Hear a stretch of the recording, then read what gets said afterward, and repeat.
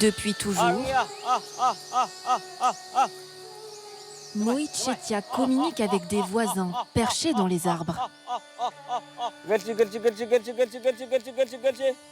Des animaux très rares, les gibbons houloks. Voilà Galsi. Il est né en septembre 2022. On ne peut pas encore dire si c'est un mâle ou une femelle. Si c'est une femelle, alors son pelage changera de couleur. Depuis son jardin, cet habitant est devenu le gardien de l'une des espèces les plus menacées au monde. Je crois qu'ils reconnaissent les noms que je leur ai donnés. Ils me comprennent quand je leur dis « venez, venez », ils descendent tout de suite jusqu'à moi.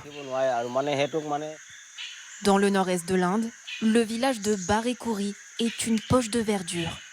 Encerclé par la déforestation, il est alors devenu le refuge de ces primates, dont le cri distinctif rythme la vie des habitants. Ici, 21 gibbons vivent juste au-dessus des maisons. Un nombre exceptionnel, alors que l'espèce ne compterait plus que 5000 individus dans le monde.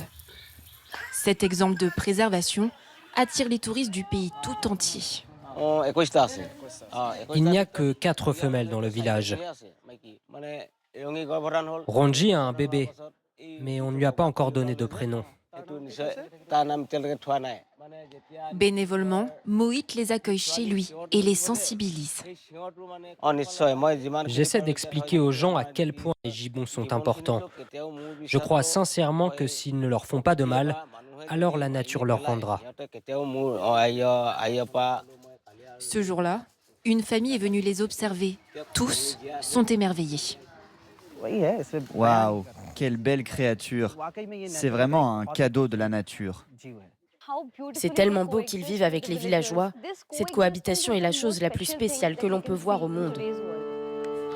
Mais cet équilibre fragile pourrait bientôt disparaître. Autour du village, des centaines d'hectares de forêt reculent année après année.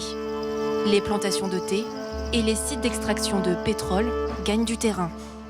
Cette usine est sortie de terre il y a seulement 6 mois. Ridu Pawan est primatologue. Il étudie les gibbons de Barékouri depuis les années 90.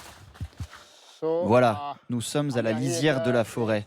Avant, à la place de ces plantations, il y avait des arbres. En 30 ans, il a vu leur population divisée par 2. Leur territoire ne fait plus qu'1 km². Tous les ans, des gibbons meurent ici. Si ça continue, nous n'aurons pas d'autre choix que de les déplacer dans une plus grande forêt. Sinon, j'ai bien peur qu'ils ne survivent pas. Moït, lui, s'est fait une promesse. Ne jamais laisser quiconque abattre les arbres de son jardin et ainsi protéger, coûte que coûte, ses voisins les gibbons.